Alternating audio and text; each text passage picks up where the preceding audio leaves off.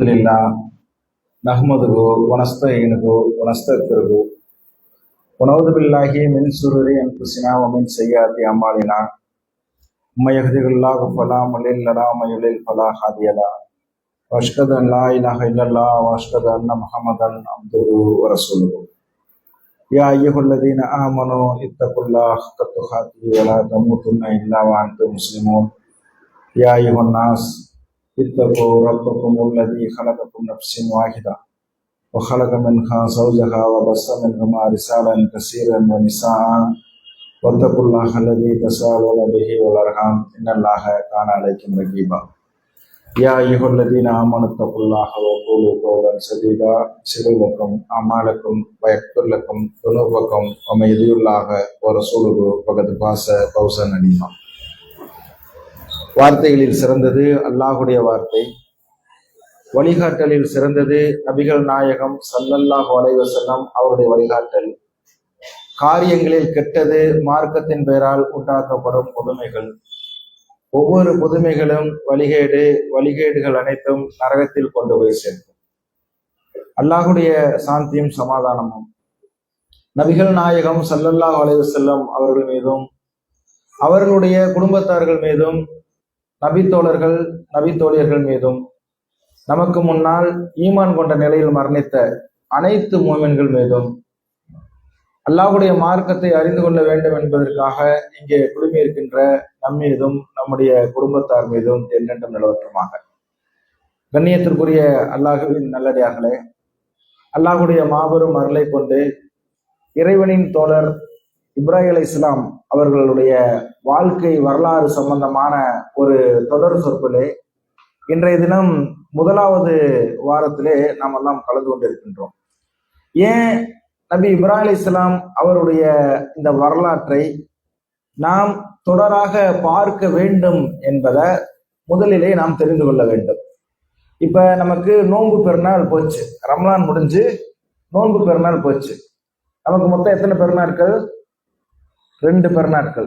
ஒன்னு நோன்பு பெருநாள், இன்னொன்னு ஹஜ்ஜு பெருநாள்.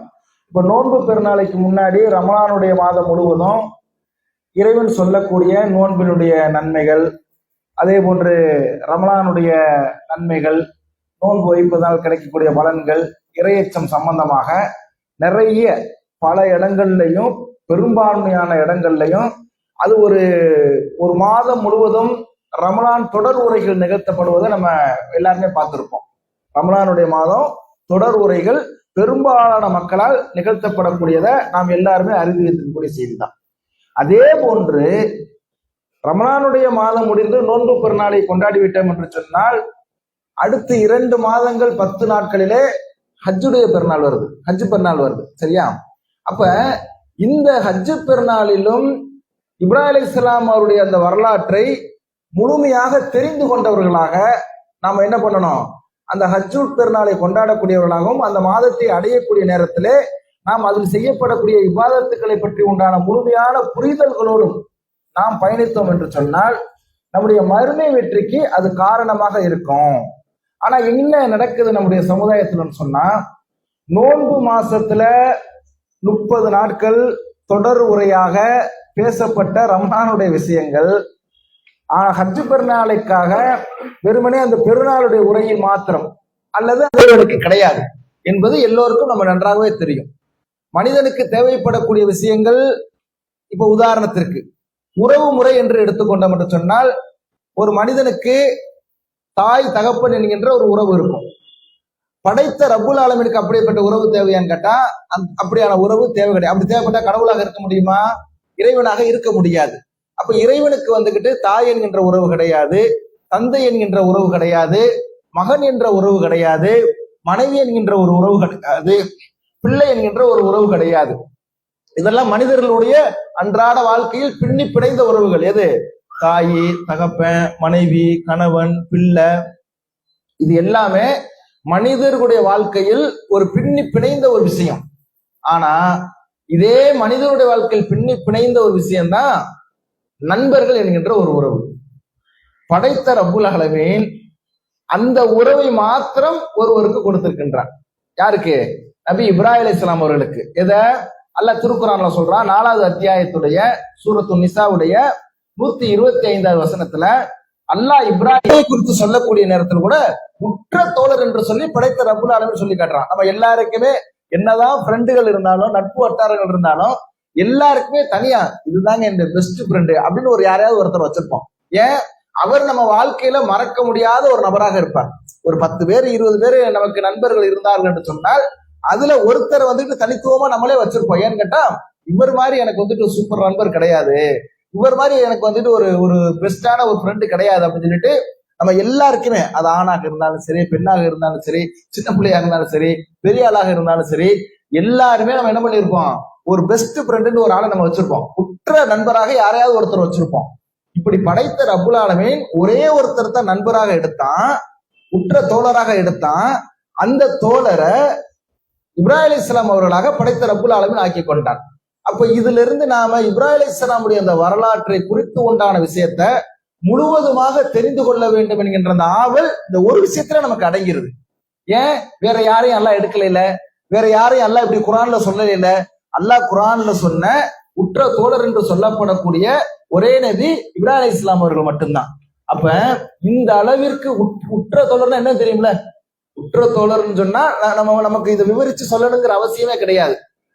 நம்ம எல்லாமே ஷேர் பண்ணிக்கிறோம், நம்ம எல்லாமே பகிர்ந்துக்கிடுவோம். நம்முடைய கவலை, துக்கம், துன்பம், துயரம், சந்தோஷம் எல்லா விஷயத்திலையும் பங்களிப்பு செய்யக்கூடியவராகத்தான் நம்முடைய உற்ற தோழர் இருப்பார். அப்ப இந்த மாதிரியான ஒரு அங்கீகாரத்தை நபி இப்ராஹிம் அலைஹிஸ்ஸலாம் அவர்களுக்கு அல்லாஹ் கொடுத்திருக்கிறான் என்று சொன்னால், இந்த இப்ராஹிம் வரலாற்றை சுருக்கமாக நாம் தெரிந்து வைத்து இருப்பதோடு மட்டுமல்லாமல் அதிக அளவிலே குர்ஆனிலும் ஹதீஸிலும் சஹீஹானது, ஏன்னா நிறைய கட்டுக்கதைகள்லாம் இருக்குது வரலாற்றுல. கட்டுக்கதைகள் எல்லாம் இன்றைக்கு பயான்கள் என்கின்ற பெயரில, மார்க்கம் என்கின்ற பெயரில மக்களுக்கு இட்டுக்கட்டப்பட்டு சொல்லி கட்டப்பட்டிருக்குது. இது அப்படியான செய்திகளாக இல்லாம ஆதாரபூர்வமான செய்திகள் மாத்திரம் குர்ஆன்லையும் ஹதீஸ்லையும் நபி இப்ராஹிம் அலைஹிஸ்ஸலாம் அவருடைய வரலாறு சம்பந்தமாக உண்மையான செய்திகள் எது சொல்லப்பட்டிருக்கின்றதோ அதை மாத்திரம் நம்ம என்ன பண்ண போறோம், இந்த தொடர்ல நம்ம பார்க்க போகின்றோம். அதுலதான் முதல் முக்கியமான விஷயமாக பார்ப்பதற்கு அடிப்படையாக இருக்கக்கூடிய விஷயம், நபி இப்ராஹிம் அலைஹிஸ்ஸலாம் அவர்களை அல்லாஹ் உற்ற தொடராக ஆக்கி கொண்டான். இது முதல் விஷயம். 2வது பாத்தீங்கன்னு சொன்னா, இப்ராஹிமுடைய மார்க்கத்தை பின்பற்ற சொல்லி ரசூல் ஸல்லல்லாஹு அலைஹி வஸல்லம் அவர்களுக்கு அல்லாஹ் ஒரு கட்டளை போடுறான். இப்ப நம்ம யார் நபியா எடுத்துக்கிட்டு இருக்கிறோம்? நபி இப்ராஹிம் அலைஹிஸ்ஸலாமுடைய வரலாற்றை பற்றி பேசினாலும் நமக்கு வந்துகிட்டு நபியாக, நம்முடைய நபியாக இப்ராஹிம் அலைஹிஸ்ஸலாம் அவர்களை சொல்ல முடியுமான்னு கேட்டா சொல்ல முடியாது. ஏன்? நம்முடைய நபி முஹம்மது நபி ஸல்லல்லாஹு அலைஹி வஸல்லம் அவர்கள், சரியா? அப்ப ரசூல் ஸல்லல்லாஹு அலைஹி வஸல்லம் அவர்கள் தான் நமக்கு நபியாக இருக்கின்றார்கள். அந்த ரசூல் ஸல்லல்லாஹு அலைஹி வஸல்லம் அவர்களை அல்லாஹ் என்ன பண்றா, திருக்குறான்ல அதே சூரத்து நிசாவுடைய 125வது வசனத்திலேயே தன் முகத்தை அல்லாஹ்வுக்கு பணியை செய்து நல்லறம் செய்து உண்மை வழியில் நின்ற இப்ராஹிம் மார்க்கத்தை பின்பற்றி நடந்தவரை விட அழகிய மார்க்கத்திற்குரியவர் யார்? இப்ராஹிமுடைய மார்க்கத்தை பின்பற்றி ஒருத்தர் நடக்கிறார்ல, அப்படி நடக்கிறவரை விட அழகிய மார்க்கத்திற்குரியவர் யார் என்று சொல்லி அல்லாஹ் கேட்கின்றான். அப்ப அழகிய மார்க்கத்திற்கு ஒரு சொந்தக்காரராக நபி இப்ராஹிம் அலைஹிஸ்ஸலாம் அவர்களை படைத்த ரப்புல் ஆலமீன் என்ன பண்றான், திருக்குறானிலே நமக்கு மேற்கோள் காட்டுகின்றான். அதே போன்று இப்ப நமக்கு ரசூலுல்லாஹ்ட்ட முன்மாதிரி இருக்குன்னு அல்லாஹ் சொல்லிட்டான் குர்ஆன்ல, லக்கத் கான லக்கும் ஃபீ ரசூலுல்லாஹி உஸ்வத்துன் ஹஸனா, இந்த தூதரிடத்திலே உங்களுக்கு அழகான முன்மாதிரி இருக்கிறது அப்படின்னு அல்லாஹ் குர்ஆன்ல சொல்லி காட்டுறான். அதை யாரு குறித்து சொல்றாங்க? நமக்கு நாம் தூதராக ஏற்றுக்கொண்டிருக்கக்கூடிய நபிகள் நாயகம் ஸல்லல்லாஹு அலைஹி வஸல்லம் அவர்களை குறித்து அல்லாஹ் என்ன பண்றான், இந்த நபியிடத்துல உங்களுக்கு அழகான முன்மாதிரி இருக்கிறது அப்படின்னு சொல்லிட்டு நமக்கு சொல்லி காட்டுகின்றான். அந்த நபியை பார்த்து இந்த சமுதாயத்திற்கு அல்லாஹ், ஒட்டுமொத்த மனித சமுதாயத்திற்கும் அல்லாஹ் சொல்லி காட்டுறான், இப்ராஹிமிடமும் அவருடன் இருந்தோரிடம் உங்களுக்கு அழகிய முன்மாதிரி இருக்கிறது என்று சொல்லி திருக்குறானுடைய 60வது அத்தியாயத்துடைய 4வது வசனத்துல அல்லாஹ் என்ன பண்றான், சொல்லி காட்டுறான், மனித சமுதாயத்துக்கு சொல்லி காட்டுறான். இது அல்லாம ரசூல் ஸல்லல்லாஹு அலைஹி வஸல்லம் அவர்களுக்கு அல்லாஹ் சொல்றான், 16வது அத்தியாயத்துடைய 123வது வசனத்துல உண்மை வழியில் நின்ற இப்ராஹிமின் மார்க்கத்தை பின்பற்றுவீராக என்று உமக்கு தூது செய்தி அறிவித்தோம், அவர் இணையிருப்போராக இருந்ததில்லை. இது ரசூலா பார்த்து அல்லாஹ் சொல்றான். இந்த 16வது அத்தியாயத்துடைய 123வது வசனத்துல ரசூல்லா பார்த்து அல்லாஹ் சொல்றான், உண்மை வழியில் நின்ற இப்ராஹிம் மார்க்கத்தை நீங்க பின்பற்றுங்க அப்படின்னு சொல்லிட்டு. இப்ப நம்ம யாரை பின்பற்றிக்கிட்டு இருக்கிறோம்? ரசூல் ஸல்லல்லாஹு அலைஹி வஸல்லம் அவர்களை பின்பற்றிக்கிட்டு இருக்கிறோம். ரசூல்லாவை அல்லாஹ் சொல்றான், நீங்க உண்மை வழியில் என்ற இப்ராஹிம் இருக்காருல்ல, அவருடைய மார்க்கத்தை நீங்க பின்பற்றுங்க அப்படின்னு சொன்னா எவ்வளவு வேல்யூபான வார்த்தை இது, எவ்வளவு ஒரு மதிப்பு மிக்க வார்த்தை இது. அப்ப இந்த அளவிற்கு இறைவன் சிலாகித்து சொல்கிறான் என்று சொன்னால் இந்த இப்ராஹிம் வரலாற்றை நாம் சர்வ சாதாரணமாக கடந்து போய்விடக் கூடாது. இன்றைக்கு நிறைய பேர் யோசிச்சு பாருங்களேன், நம்ம சமுதாயத்துல இப்ராஹிம்ங்கிற பேர் முகமதுக்கு அப்புறம் என்ன பேர் அதிகமா இருக்குன்னு சொன்னா இப்ராஹிம்ங்கிற பேர் அதிகமா இருக்கும். ஆனா இப்ராஹிம்ங்கிற பேர் வச்சதுக்கு தகுந்த மாதிரி அவருடைய ஆளுடைய நடவடிக்கை இருக்குமா, அதுக்கு தகுந்த மாதிரி அவருடைய செயல்பாடு இருக்குமான்னு கேட்டா பெரும்பாலும் இருக்காது. நம்ம கண் கூட இன்னைக்கு பார்த்துக்கிட்டு இருக்கோம். சரிங்களா, இப்ராஹிம்ங்கிற அந்த பேரை வைத்துக் கொண்டு இன்றைக்கு இணைவேற்பிலை ஒரு காலத்துல வந்துகிட்டு மார்க்கத்தை சொன்ன மக்கள் எல்லாம் இன்னைக்கு இணைவேற்பிலை போகக்கூடிய காட்சியில பாக்குறோம். அப்ப இந்த அளவிற்கு வந்துகிட்டு கண் கூட பாக்குறமா இல்லையா, இப்ராஹிம் நபி ஏகத்துவத்தை மக்களுக்கு எடுத்து சொல்ல வந்தார்கள். இணைவைப்பை வேரடி மண்ணோடும் பிடுங்கி எறிய வந்தார்கள், பிடுங்கி எறிந்தார்கள், கொள்கையிலே உறுதியாக இருந்தார்கள். இதே இறைவன் சொல்லக்கூடியது என்ன, எந்த அளவிற்கு இறைவன் சிலாகித்து சொல்கிறான், எந்த அளவிற்கு ஒவ்வொரு முஸ்லிமுடைய வாழ்க்கையில் நபி இப்ராஹிம் அலைஹிஸ்ஸலாம் அவர்கள் தனித்துவமாக விளங்குகிறார்கள் என்கின்ற அந்த செய்திகள் எல்லாம் தெரியுமா என்று கேட்டால் பெருசா தெரிய மாட்டேங்குது. என்ன காரணம்னு கேட்டா இதுல கவனக்குறைவா இருக்கிறதுனாலதான். எதுல, நாம இந்த வரலாறுகள் சம்பந்தப்பட்ட விஷயத்துல கவனக்குறைவாக இருக்கின்ற காரணத்தினாலதான் இப்ராஹிம் அலைஹிஸ்ஸலாம் அவர்களுடைய அந்த பேரை வச்சுக்கிட்டு இன்றைக்கு அவர் எதற்காக இந்த உலகத்திற்கு தூதுத்துவத்தை எடுத்து சொல்வதற்காக இறைவனால் அனுப்பப்பட்டார் என்கின்ற விஷயம் கடுகளவு கூட இல்லாம மக்கள் இன்றைக்கு வாழ்ந்து கொண்டிருக்கக்கூடிய காட்சியை நம்ம பார்க்கின்றோம். அப்ப இதுவெல்லாம் நம்முடைய உள்ளத்தை பண்படுத்துவதற்கு நாம இருக்கிறோம் சொன்னா அல்லாஹ்வுடைய கிருபை கொண்டு நமக்கு இந்த அல்லாஹ் ஏகத்துவத்தை கொடுத்திருக்கான்னு சொன்னா குர்ஆன் ஹதீஸ் மட்டும்தான் மார்க்கம் அப்படிங்கிற அந்த ஒரு தெளிவை, இது மட்டும்தான் நேர்வழி அப்படிங்கிற ஒரு தெளிவை அல்லாஹ் கொடுத்திருக்கான்னு சொன்னா வரலாறுகளை அதிகமாக நாம தொடர்ச்சியாக, சில பேர் நினைக்கலாம் புதுசாவா சொல்ல போறீங்க, எப்படி புதுசாவா சொல்ல போறீங்க. சில மக்களுக்கு எப்படின்னா புதுசா சொன்னா ஒரு ஆர்வம் இருக்கும். அதாவது இதுவரைக்கும் யாருமே சொல்லக்கூடாது, வகை செய்தி வரப்போது இதுவரைக்கும் யாருமே சொல்லாது, எல்லாம் ஏற்கனவே சொல்லப்பட்டதான் சொல்ல முடியும். சரிங்களா, ஆனா என்ன பண்றோம், நம்ம வந்துகிட்டு இப்ராஹிம் வரலாறு தெரியாதா, ஆனால் திரும்ப திரும்ப திரும்ப அல்லாஹ் பல விஷயங்களை குர்ஆன்ல சொல்றான்ல. இப்ராஹிம் அப்படின்னு சொல்லிட்டு ஒரு இடத்துல சொல்லிட்டு அல்லாஹ் விட்டுட்டானா, பல இடங்கள்ல சொல்றான். தொழுகன்னு சொல்லிட்டு அல்லாஹ் ஒரு இடத்துல சொல்லி விட்டுட்டானா, பல இடங்கள்ல சொல்றான். எது மனிதர்களுடைய வாழ்க்கையில் அதிகம் பிரதிபலிக்க வேண்டுமோ படைத்த ரப்புல் ஆலமீன் அதை திரும்ப திரும்ப திரும்ப பல இடங்கள்ல சொல்லக்கூடிய காட்சியை நம்ம பார்க்கலாம். அப்ப நாம திரும்ப திரும்ப திரும்ப இந்த வரலாறுகளை கேட்டுக்கொண்டே இருக்க வேண்டும், படித்துக் கொண்டே இருக்க வேண்டும், அதை பற்றி நம்முடைய உள்ளத்துல வந்துகிட்டு உயிரோட்டம் கொடுத்து கொண்டே இருக்க வேண்டும். இல்லாட்டி நாமளும் வழிகட்டிலே போய் விடக்கூடிய ஒரு சூழல் உருவாகிவிடும். அந்த உள்ளம் பாலடைந்த உள்ளமாக மாறிவிடும், அந்த உள்ளம் இருளின் பக்கம் செல்லக்கூடிய உள்ளமாக மாறிவிடும். அல்லாஹ் காப்பாற்ற வேண்டும் அது மாதிரியான ஒரு நிலையில் இருந்து.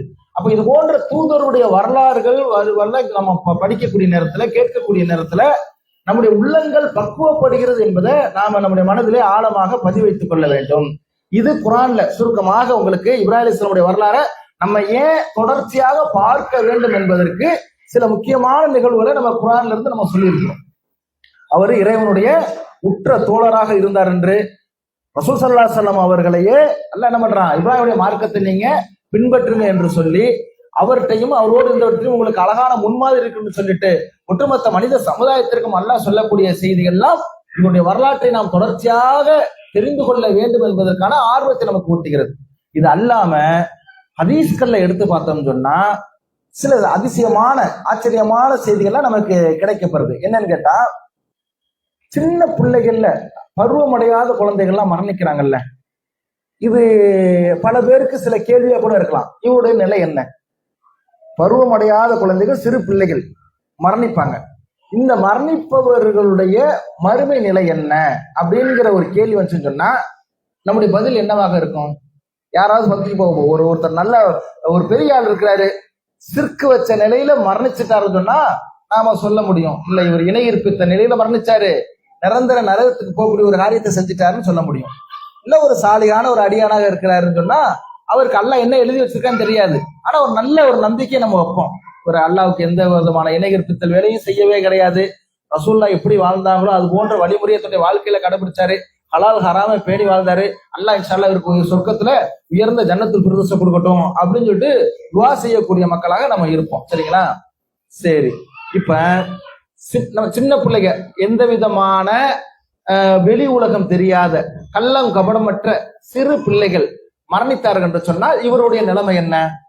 இப்ப பெரியவங்க மரணிச்சுட்டாங்கன்னு சொன்னா, ஒருத்தர் இணையற்பித்திலே மரணித்தார்னு சொன்னால் அவருடைய ரூஹ் எடுக்கப்படக்கூடிய நேரத்திலிருந்து அவருக்கு அதாபு ஆரம்பிச்சிருச்சு. ஏன் வானவர்கள் அவரை அடிச்சுதான் அவருடைய ரூஹை எடுப்பாங்க. அவருக்கு வந்துகிட்டு அதாபுகளை கொடுத்துதான் அவருடைய ரூஹை எடுப்பாங்க.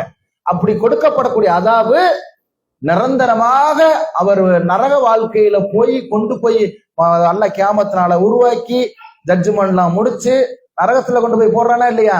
அந்த யாரு இணையற்பித்தார்களோ அவர்களுக்கு என்றென்றும் நிரந்தரமான நரகம். அந்த நரகத்துல கிடக்கிற வரைக்கும் அவளுக்கு அதாபு. இங்க ஸ்டார்ட் ஆகுறது உயிர் பறிக்கப்படக்கூடிய நேரத்துல ஸ்டார்ட் ஆகப்படக்கூடிய அதாபு கடைசி வரைக்கும் இருக்கும். சொர்க்கவாசியாக இருந்தான்னு சொன்னால் வாழ்த்து சொல்லி அவருடைய ரூஹ் எடுக்கப்படும். அப்படி எடுக்கப்பட்டக்கூடிய நேரத்திலிருந்து அவருக்கு சொர்க்கத்து வரைக்கும் இன்பகரமான ஒரு வாழ்க்கை இருக்கும். இது நாம தெளிவா விளங்கி வச்சிருக்கிறோம். குழந்தைகளுக்கு என்ன இது குழந்தைகளுக்கு நாம மிக முக்கியமான ஒரு விஷயம். எத்தனை நபிமார்கள் இருந்தாலும் சரி, நபி இப்ராஹிம் அலைஹிஸ்ஸலாம் அவர்களை அன்றாடம் நம்முடைய வாழ்க்கையில் நினைக்காமலோ நம்முடைய நாவில் மொழியாமலோ இருக்க முடியாது. இது எத்தனை பேருக்கு தெரியும்? ஏனைய நபிமார்கள் இருந்தாலும் நான் இன்னைக்கு வந்துகிட்டு மூசா அலைஹிஸ்ஸலாம் அவர்களை இன்னைக்கு பேர் சொன்னேன், இன்னைக்கு நான் ஈசா அலைஹிஸ்ஸலாம் அவர்களை பேர் சொன்னேன் அப்படின்ட்டு யார்ட்டையாவது நீங்க யாருடைய நபி, எந்த நபியுடைய பேரை சொன்னீங்க கேட்டா சில பேர் சொன்னேன்னு சொல்லலாம், சில பேர் சொல்லலன்னு சொல்லலாம்.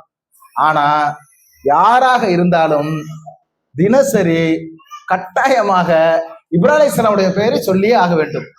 அந்த மாதிரியான ஒரு செட்டப்பு இருக்குது. எதுல தெரியுமா?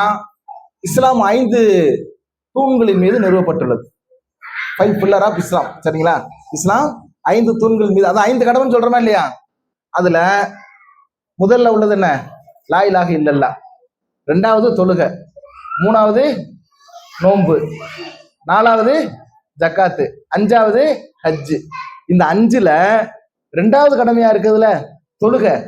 இந்த தொழுகையில அத்தகையாத்து இருக்குதா இல்லையா? தொழுகையில அத்தகையாத்து இருக்கா? அத்தகையாத்துல என்ன ஓதுருவோம்? சலவாத்து ஓதுவோமா? சலவாத்துனா நிறைய பேரு ரசூலுல்லாஹ்க்கு சொல்றதுன்னு நினைச்சுக்கிட்டு இருக்கிறோம். ஆனா சலவாத்துடைய முழு முழு முழு முழு தமிழாக்கத்தையும் முழு அர்த்தத்தையும் புரிஞ்சு நம்ம படிச்சோம்னு சொன்னா, அந்த சலவாத்து ரசூலுல்லாஹ்க்கு சொல்லப்பட்டாலும் யாரை மையப்படுத்தி சொல்லப்படுது? சலவாத்து எல்லாருக்குமே தெரியும். எப்படி கேட்கிற? சலவாத்துல இப்ராஹிம் அலைஹிஸ்ஸலாம் அவர்களுக்கும் அவருடைய குடும்பத்தாருக்கும் இறைவா நீ எப்படி அருள் புரிந்தாயோ அதுபோல முஹம்மது நபி ஸல்லல்லாஹு அலைஹி வஸல்லம் அவர்களுக்கும் அவருடைய குடும்பத்தாருக்கும் நீ அருள் புரிவாயாக. இப்ராஹிம் அலைஹிஸ்ஸலாம் அவர்களுக்கும் அவருடைய குடும்பத்தாருக்கும் நீ எப்படி பரக்கத் செய்தாயாகோ அதுபோல நபி முஹம்மது நபி ஸல்லல்லாஹு அலைஹி வஸல்லம் அவர்களுக்கும் அவருடைய குடும்பத்தாருக்கும் நீ பரக்கத் செய்வாய்ன்னு சொல்லிட்டு கேட்கிறோமா இல்லையா? இது நம்ம அரபியில ஓதுனாலும் தமிழ் அர்த்தம் இதுதானே. இது அத்தகையாத்துல நாம இந்த சலவாத்தை ஓதலன்னு சொன்னா தொழுக கூடுமா? ரசூல் ஸல்லல்லாஹு அலைஹி வஸல்லம் அவர்கள் அத்தகையாத்துல சலவாத்து ஓத சொல்லியிருக்காங்களா இல்லையா? அத்தகையாத்து, அதுக்கப்புறம் வந்துகிட்டு சலவாத்து, அதுக்கப்புறம் துவா இருக்குதா இல்லையா? இதை நம்ம செஞ்சாகணுமா இல்லையா?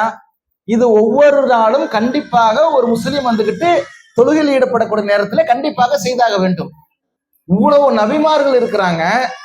இவ்வளவு நபிமார்களையும் விட்டு இப்ராஹிம் அலைஹிஸ்ஸலாம் அவர்களுக்கு செஞ்சது போன்று, அவருடைய குடும்பத்தாருக்கு செய்தது போன்று, எங்களுடைய நபி முஹம்மது ஸல்லல்லாஹு அலைஹி வஸல்லம் அவர்களுக்கு இறைவானை கொடுப்பாயாக என்று சொல்லி ஒரு பிரார்த்தனையை படைத்த ரப்புல் ஆலமீன் நமக்கு தொழுகையில இப்படி கற்றுத்தருகிறான் என்று சொன்னால் ஏன் இப்படி கற்றுத்தர வேண்டும்? சற்று நாம் சிந்தித்து பார்க்க வேண்டும். சாதாரணமாக நபி இப்ராஹிம் அலைஹிஸ்ஸலாம் என்று சொல்லி நாம் கடந்து போய்விட முடியாது. அதுதான் நமக்கு இதுல விளங்கக்கூடிய மிக முக்கியமான உண்மையாக இருக்கின்றது. அவருடைய வரலாற்றை நாம் முழுவதுமாக தெரிந்து கொண்டோம் என்று சொன்னால் நமக்கு நிச்சயம் தெரியும் அல்லாஹ் ஏன் இப்படி ஒவ்வொரு இடத்துலயும் இவரை வந்துகிட்டு பயன்படுத்தக்கூடிய அளவுல அல்லாஹ் ஸ்லாகித்து சிறப்பித்து சொல்லி இருக்கிறான் என்று சொல்லி. தொழுகையில இப்படி வந்துருச்சா? இஸ்லாத்துல 5 கடமைகள்ல 1 லா இலாஹ இல்லல்லாஹ், 2வது தொழுகைக்குள்ள வந்தாச்சு. இஸ்லாத்துடைய 5வது கடமை என்ன? ஹஜ்.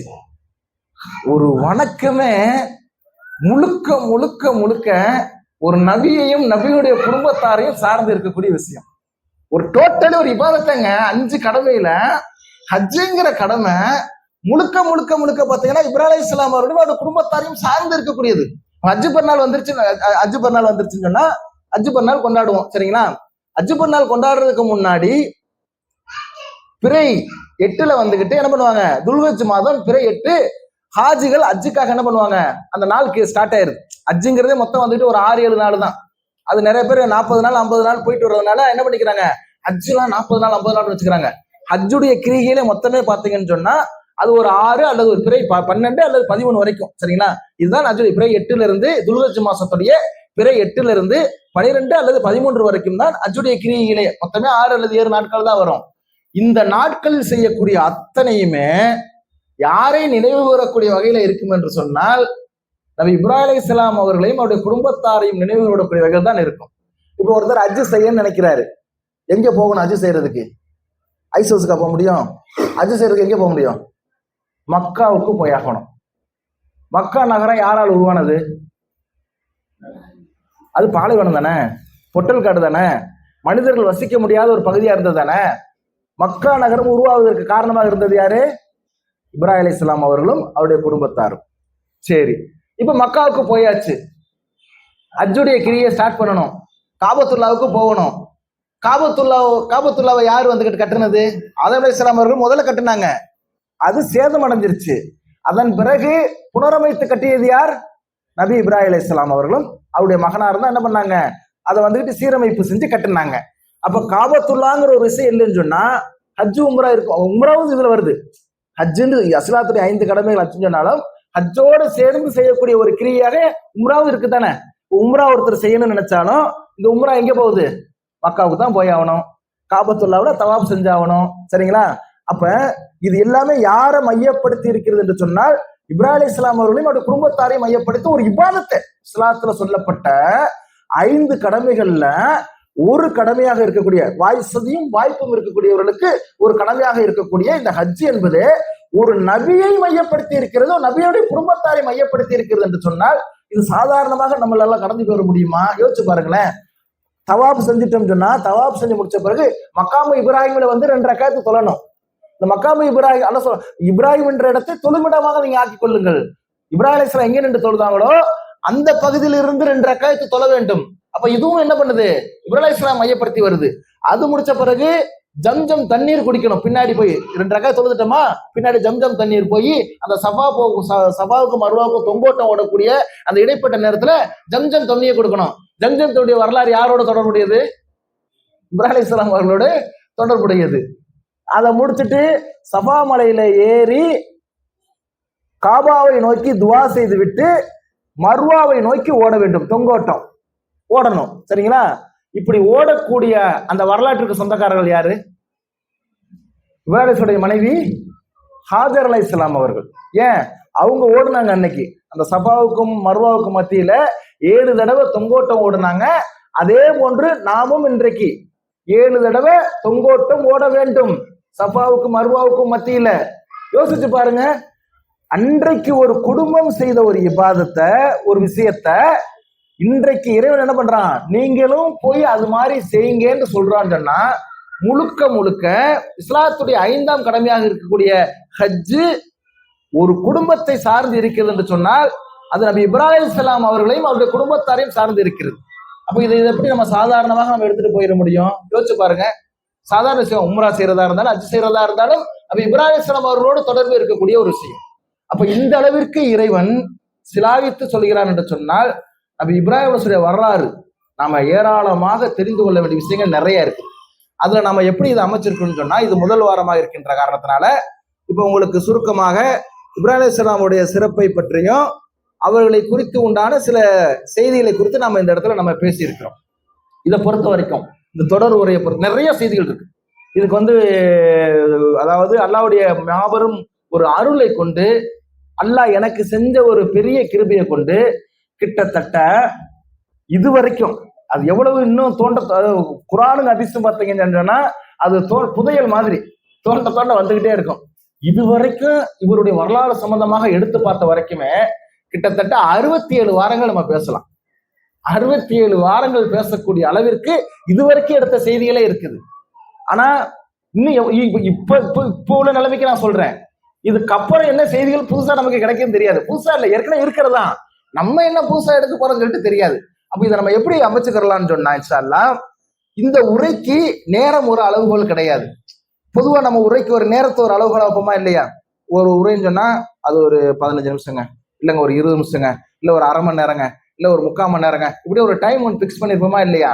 இப்படி டைம் பிக்ஸ் பண்ணா அந்த டைத்துக்குள்ள வந்துகிட்டு பேசி முடிக்க வேண்டும். ஆனா இதை பொறுத்த வரைக்கும் நம்ம டைம் பிக்ஸ் பண்ணல. என்னன்னு கேட்டா, ஒரு டாபிக் எடுக்கிறோம், நாளைக்கு இப்ராஹிம் அலைஹிஸ்ஸலாமுடைய வரலாற்றுல இந்த விஷயத்தை பத்தி நம்ம தெரிஞ்சுக்கொள்ள போறோம் அப்படின்னு சொல்லி ஒரு விஷயத்தை எடுத்தா அது 15 நிமிஷத்துல முடிஞ்சோன்னா 15 நிமிஷத்துல முடிஞ்சு, அது 3/4 மணி நேரத்துல முடிஞ்சோன்னா 3/4 மணி நேரத்துல முடிஞ்சு. இதுதான் கரெக்டா இருக்கும். ஏன் தெரியுமா? நேரத்தை நம்ம பிக்ஸ் பண்ணிட்டு அரை மணி நேரத்துக்குள்ள 15 நிமிஷத்துல இருக்கக்கூடிய ஒரு டாபிக்ல அது முடிகிறதா இருக்கும். மிச்ச 15 நிமிஷத்துக்கு நான் உங்களை போட்டு அறுக்கணும். சரியா? அது தேவையா? இது தேவை கிடையாது. அதுக்கு எதையாவது கொண்டு வந்து எதையாவது பண்ணிக்கிட்டு இருக்கணும். இது இப்படிலாம் மார்க்கத்துல சொல்லல. ஒரு நேரத்தை கணக்கு பண்றதுக்காக பில்டப் கொடுத்து பேச வேண்டிய அவசியம் கிடையவே கிடையாது. சரியா? செய்தி இவ்வளவு நேரத்துல சொல்ல முடியுமா சொல்லிட்டு போயிட்டே இருப்போம், அவ்வளவுதான், முடிஞ்சு போச்சு. இது ஒரு விஷயம், இதுல நம்ம அளவுகளை வச்சிருக்கிறோம். ரெண்டாவது, குறிப்பிட்ட இத்தனை வாரம் அப்படிங்கிற கால அளவுகளும் இதுக்கு நம்ம வைக்கல. இன்ஷா அல்லாஹ் அது எப்ப முடியுதோ முடிஞ்சுக்கிட்டோம். சரிங்களா? அது வரைக்கும் அல்லாஹ் என்ன நாடுறானோ அது நடக்கட்டும். சரிங்களா? யாருக்கு என்ன எழுதி வச்சிருக்கான்னு தெரியாது. அப்ப இது எது வரைக்கும் இதுக்கு மேல ஒண்ணு எடுக்கிறதுக்கு இல்ல, இவ்வளவு கிடைச்ச வரைக்கும் வந்து நம்ம சொல்லியாச்சு அப்படிங்கிற வரைக்கும் நம்ம இன்ஷா அல்லாஹ் என்ன பண்ணலாம், இந்த இப்ராஹிம் அலைஹிஸ்ஸலாமுடைய வரலாறு சம்பந்தமான தொடர் உரையை நம்ம வந்துகிட்டு இன்ஷா அல்லாஹ் நம்ம நிகழ்த்திக்கிட்டு இருக்கிறோம். இதுல பல மக்களுக்கு தெரியாத சில சுவாரஸ்யமான ஆச்சரியமான நம்முடைய வாழ்க்கையில் பின்பற்றக்கூடிய செய்திகள் எல்லாம் நிறைய இருக்குது இன்ஷா அல்லாஹ். அதுல ஒவ்வொரு பார்ட்டை நம்ம என்ன பண்ணுவோம், அடுத்தடுத்து வரக்கூடிய வாரங்கள்ல பிரிச்சு பார்ப்போம். இது வரைக்கும் நாம எதை கேட்டோமோ, சரிங்களா, அதன் அடிப்படையில நாம வந்துகிட்டு வாழ்ந்து நபி இப்ராஹிம் அலைஹிஸ்ஸலாமுடைய வரலாற்றிலிருந்து ஈமானிய பற்றுள்ள மக்களாக நாம் மாறி நாளை மறுமை நாளிலே மகத்தான வெற்றியை பெறக்கூடிய மக்களாக படைத்த ரப்புல் ஆலமீன் நம் அனைவரையும் ஆக்கி அருள்புரிவானாக. வாஹிரு தவானா அல்ஹம்துலில்லாஹி ரப்பில் ஆலமீன். அஸ்ஸலாமு அலைக்கும் வரஹ்மத்துல்லாஹி வபரகாத்துஹு.